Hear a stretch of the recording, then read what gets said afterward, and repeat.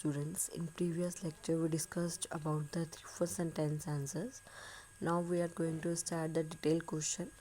Our first question is, list 5 activities that are possible due to the presence of air.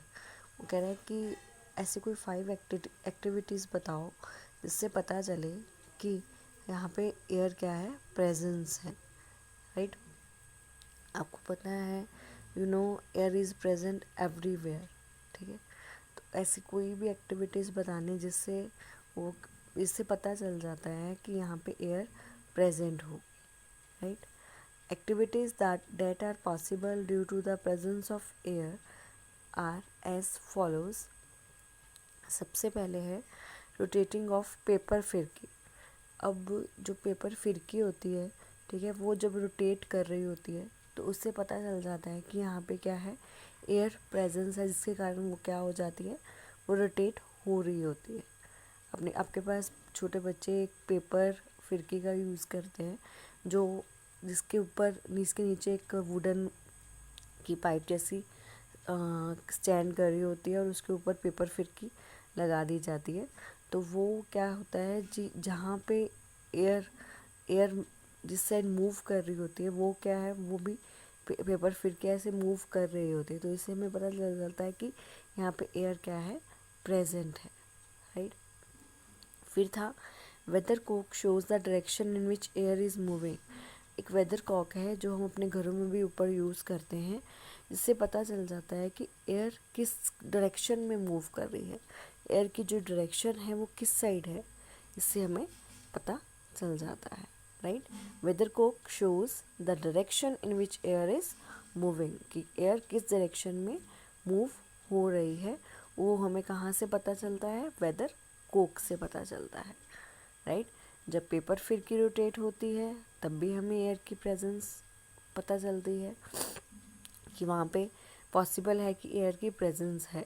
फिर उसके बाद जब weather Coke भी show करता है in which direction air is moving. Okay, now next point है blowing air is used for power generation by wind mills.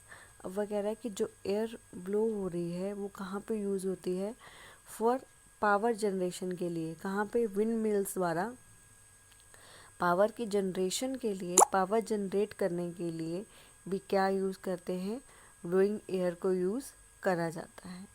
Blowing air is used for power generation by wind mills. Wind mills द्वारा power को generate करने के लिए भी blow air का हम use करते हैं। Blowing air is used for power generation by wind mills. Wind mills द्वारा पावर को जनरेट करने के लिए भी ब्लोइंग एयर का यूज़ करा जाता है, right. Now next point is, जो एयर है वो क्या हेल्प करती है। आपने देखा होगा जो लकड़ियाँ को हम जलाते हैं, ठीक है, तो जो पहले के टाइम पे लोग चूल्हा जलाते थे तो वो कई बारी एयर, पंखे से भी एयर ऐसा करते थे ताकि वो फ्यूल क्या है, बर्न हो जाए, राइट। तो क्या करते हैं, air helps in burning of fuels and substances. जो एयर क्या करती है, फ्यूल को भी बर्न करने में और अदर सब्सटेंसेस को बर्न करने में क्या करती है, हेल्प करती है। Air helps in burning of fuels and substances. Substances और फ्यूल को बर्न करने में भी एयर क्या कर रही है, हेल्प करती है। Okay, air helps in burning of fuels and substances. Now next point is, air helps in the scattering of seeds and pollens of plants. अब कई बार देखा होगा जो फार्मर्स सीड्स का स्कैटर करते हैं, ठीक है, पर कुछ सीड्स ऐसे होते हैं पर जो क्या हो जाते हैं, एयर की हेल्प से ही अपने आप ही एक जगह से दूसरी जगह पहुंच जाते हैं।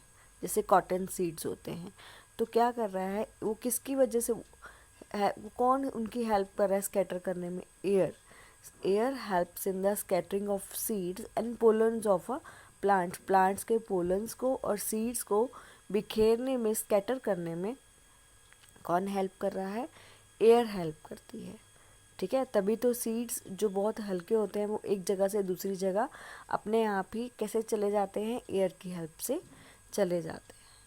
Air helps in the scattering of seeds and pollen of a plants. Okay, now next points, air helps yards, gliders, parachutes and aeroplanes in their movement. अब जो एरोप्लेन है, पैराशूट्स है, ग्लाइडर्स है, वो कैसे मूव करते हैं, उनको भी मूव कराने में एयर का बहुत बड़ा रोल रहता है। विदाउट एयर वो ऐसे मूव नहीं कर सकते हैं। ठीक है, तो देखा होगा आपने जो एरोप्लेन्स होते हैं वो मूव करते हैं, पैराशूट्स, ग्लाइडर्स, यार्ड्स जो मूव करते हैं वो किसकी हेल्प से मूव कर रहे हैं, एयर की हेल्प से। Without air they can not be move, right. So I repeat again, first point था रोटेटिंग ऑफ पेपर फिरकी, सेकेंड पॉइंट है weather cock shows the direction in which air is moving. फिर third point है blowing air is used for power generation by windmills. Air helps in the burning of fuels and substances.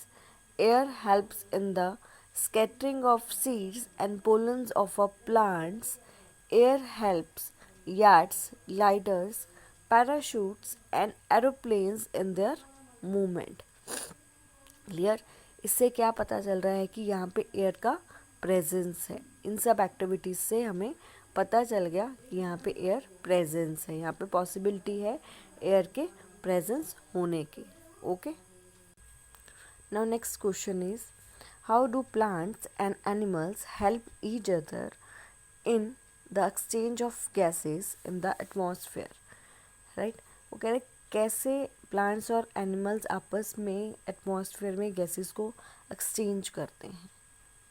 Okay, ये तो आपको पता है, आप EVS में भी पढ़ते आ रहे थे कि जब भी जो ग्रीन प्लांट्स होते हैं वो क्या करते हैं, कार्बन डाइऑक्साइड लेते हैं जब उन्होंने अपना फोटोसिंथेसिस करना है, राइट। वो क्या करते हैं, कार्बन डाइऑक्साइड को अपने में ले लेते हैं और ऑक्सीजन को छोड़ देते हैं। वही ऑक्सीजन कौन इनटेक करता है, एनिमल्स इनटेक कर लेते हैं। ओके, जब एनिमल्स ऑक्सीजन इनटेक करते हैं तो वो कार्बन डाइऑक्साइड को गिवन आउट करते हैं, ठीक है, बाहर छोड़ते हैं कार्बन डाइऑक्साइड को। तो वही कार्बन डाइऑक्साइड कौन ले लेता है, प्लांट यूज़ कर लेते हैं at the time of a photosynthesis. ठीक है, इसलिए कारण क्या हो रहा है, ये गैसेस का एक्सचेंज हो रहा है और हमारे एटमॉस्फेयर का बैलेंस बना हुआ है। ओके, तो देखो, during the day time green plants take carbon dioxide from the atmosphere and prepare their own food. During day time green plants क्या कर रहे हैं, कार्बन डाइऑक्साइड को टेक करते हैं from the atmosphere and prepare their food, और food को prepare करते हैं, and release oxygen in the atmosphere through the process of a photosynthesis, और ऑक्सीजन को रिलीज करते हैं जब फोटोसिंथेसिस का प्रोसेस कर रहे हैं, कार्बन डाइऑक्साइड को ले रहे हैं और ऑक्सीजन को छोड़ रहे हैं, रिलीज कर रहे हैं। ओके, फिर एनिमल्स इनटेक दिस ऑक्सीजन, जो एनिमल्स है वो इस ऑक्सीजन को क्या कर लेते हैं, इनटेक कर लेते हैं, and gives out a carbon dioxide in the atmosphere, और जो कार्बन डाइऑक्साइड को एटमॉस्फेयर में छोड़ते हैं, राइट। फिर this carbon dioxide is used by the plants for photosynthesis, वही कार्बन डाइऑक्साइड कौन यूज कर रहा है, प्लांट्स यूज कर लेते हैं। Okay, so in this manner plants and animals help each other in the exchange of gases and maintain the balance of these gases in the atmosphere।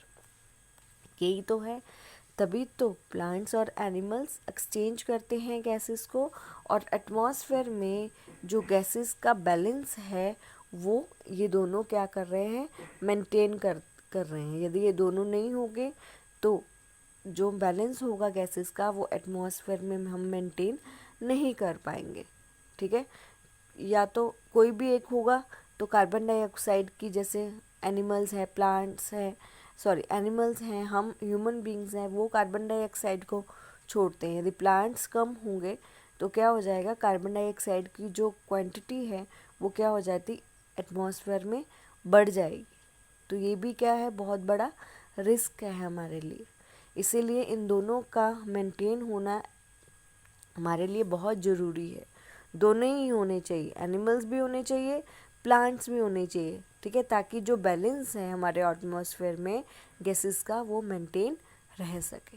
Clear? ये 2 question थे detail में, दोनों हमने discuss कर लिए हैं। बाकी नेक्स्ट हम नेक्स्ट वीडियो में डिस्कस करेंगे। ओके।